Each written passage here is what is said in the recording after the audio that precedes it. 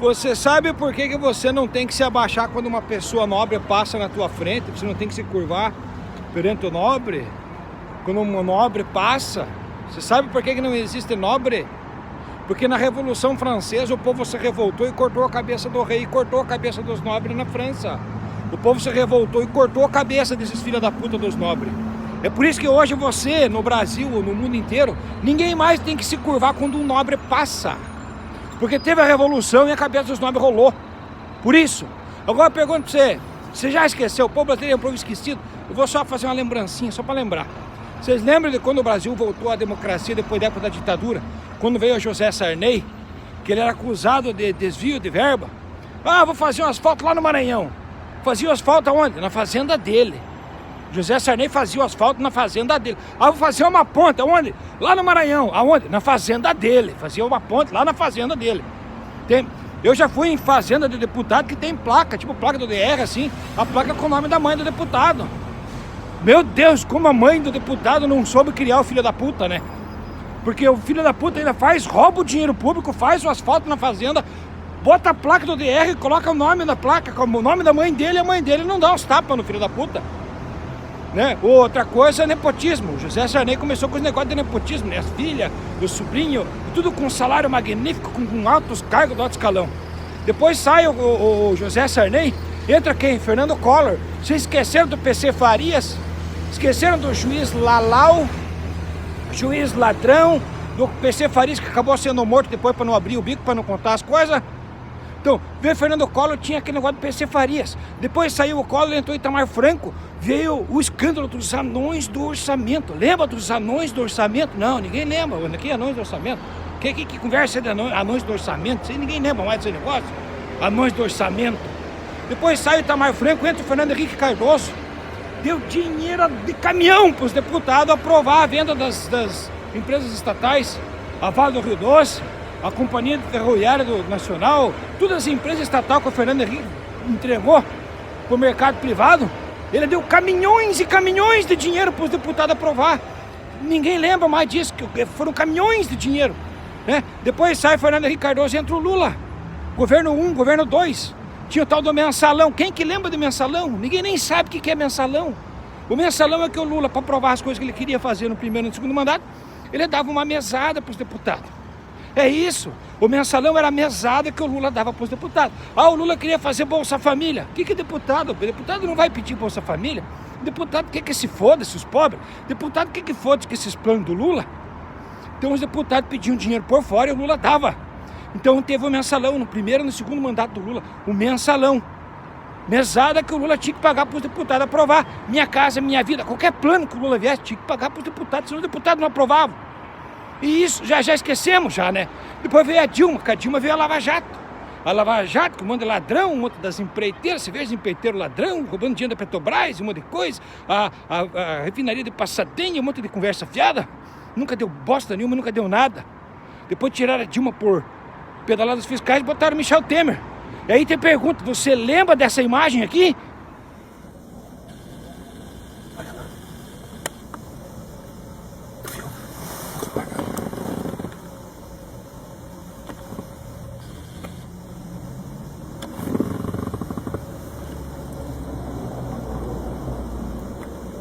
Botou no porta-malas, Rogério.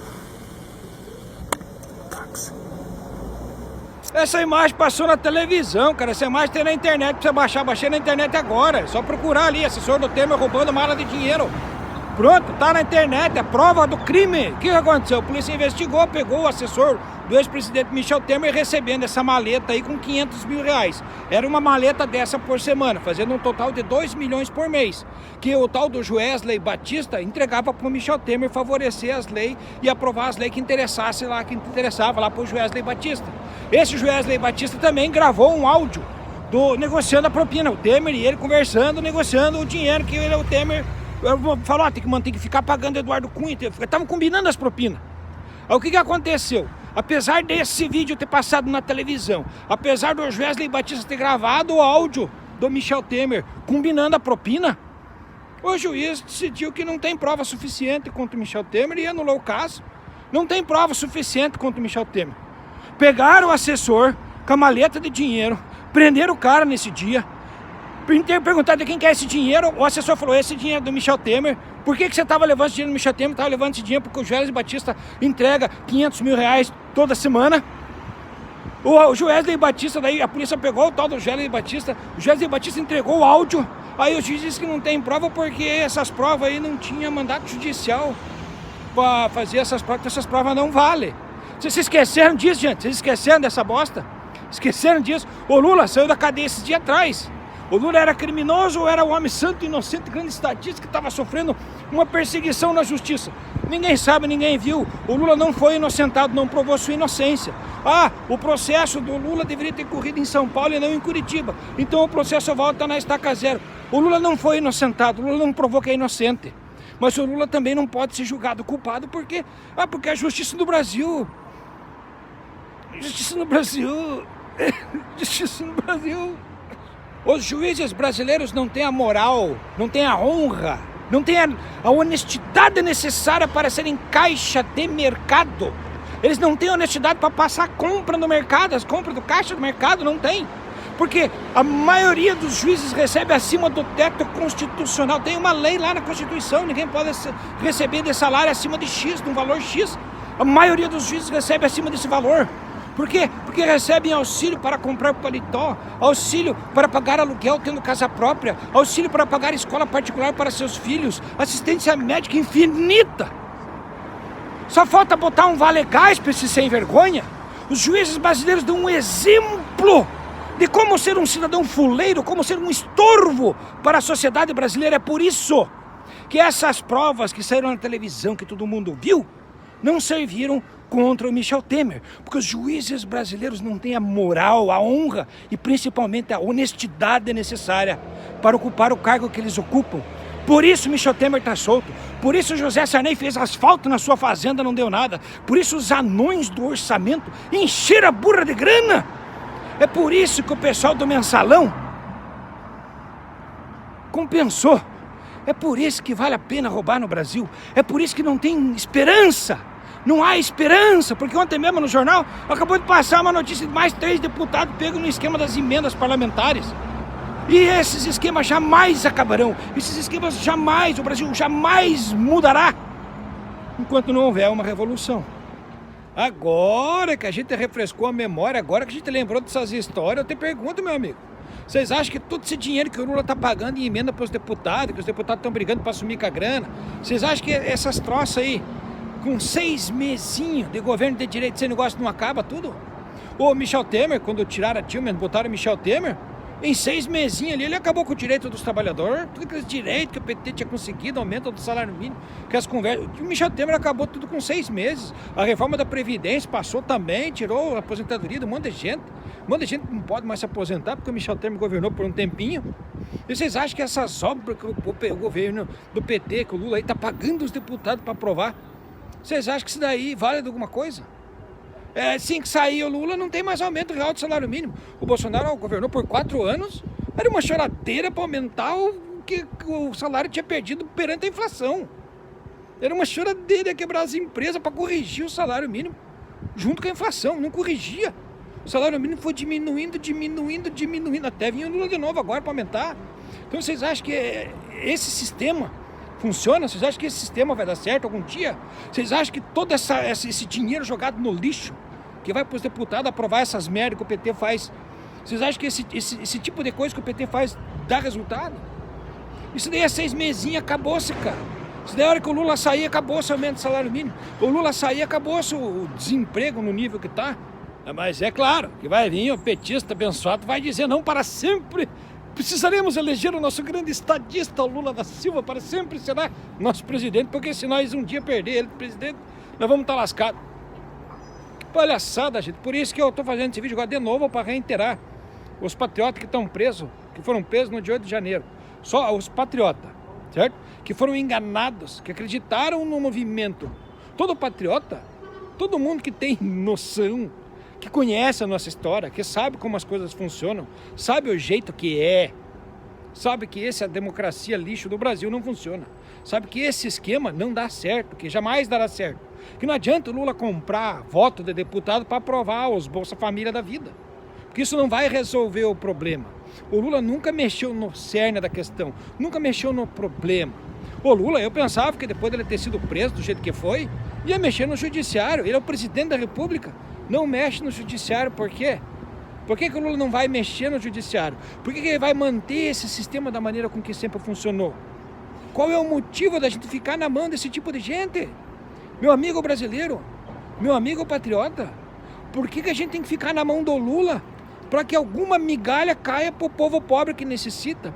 Por que a gente precisa ter gente pobre no Brasil? Por que é necessária essa miséria? Essa miséria é planejada, essa miséria é controlada. A nossa miséria é propositada. O Brasil tem miséria de propósito, porque o sistema foi feito para não funcionar. A gente precisa modificar o sistema. E agora, para terminar o vídeo, que eu já tomei muito seu tempo, lhe agradeço o seu tempo e a sua atenção. Aqueles patriotas que estão presos, que foram abandonados pelo Bolsonaro, que o Bolsonaro não deu uma cesta básica para nenhuma família de patriota que acreditou na sua conversa, que acreditou no seu discurso e foi na frente dos quartéis acampar e depois foi invadir o Congresso Nacional, que acreditou na Revolução, que acreditou nos generais covardes do Brasil. Generais do Brasil, imagina o Brasil com uma guerra, que esses generais, um mais covarde que o outro. Agora deu errado o golpe, ninguém quer saber de assumir responsabilidade nenhuma. Não fui eu. Braga Neto, General Heleno, pense nos homens fracos, nos homens frouxos. Fosse homem mesmo falava, não, nós ia derrubar o Lula aí porque nós não gostamos do cara, porque o cara é ladrão, porque não tem, os caras não assumem a posição de homem, cara. Agora estão tudo querendo se livrar ali para livrar a aposentadoria vitalícia para si e para sua família. Isso é mais importante do que a causa, mais importante do que o Brasil. Os generais brasileiros dão um exemplo de covardia para o povo brasileiro. Tá, gente, agora para encerrar o vídeo, quero reiterar o seguinte que eu falei no vídeo anterior a respeito dos patriotas que estão presos na cadeia. Essa gente estava sendo enganada pelo Bolsonaro. Estavam ajudando a fazer um golpe totalmente errado, fraudulento, para botar mais corrupto no poder, para manter o Bolsonaro no poder. O Bolsonaro é um ladrãozinho de merda. Você veja, o governo do Bolsonaro tinha esquema até na compra de vacina. Então o Bolsonaro sempre foi deputado, sempre fez parte dos anões do orçamento. O Bolsonaro é dessa laia, desse tipo, dessa gentinha medíocre. A questão é que aquela gente que está presa, que assumiu a responsabilidade, que foi presa porque invadiu o Congresso, essa gente, no futuro, será vista nos livros de história como heróis nacionais. Por quê? Porque o Brasil precisa, e o Brasil terá uma revolução. O Brasil só não teve a revolução porque os líderes da revolução são fracos e covardes. Bolsonaro é covarde, é fraco. O general Heleno, covarde, é fraco. Braga Neto, covarde, fraco. Se eles não fossem covardes e fracos, teria havido uma revolução, porque a maioria dos soldados que prenderam os patriotas contrariados. A maioria dos soldados das forças policiais, a maioria dos soldados nos quartéis não gostam do Lula. A maioria dos soldados nos quartéis não entendem muita coisa, mas eles sabem que esse sistema está errado, eles sabem que esse sistema não funciona. Eles sabem que o Brasil é um país rico e o povo é miserável de propósito. Eles sabem que nossos deputados não servem nem para lata do lixo. Eles sabem que nossos juízes não servem para ser caixa de mercado. O povo brasileiro sabe disso. O povo brasileiro está vendo isso. Então agora, para encerrar esse vídeo de vez, eu quero fazer uma profecia. Haverá uma revolução no Brasil porque aparecerá um líder honesto, aparecerá um líder corajoso, que vai liderar o nosso povo, que está vendo essas palhaçadas e que vai derrubar esse sistema.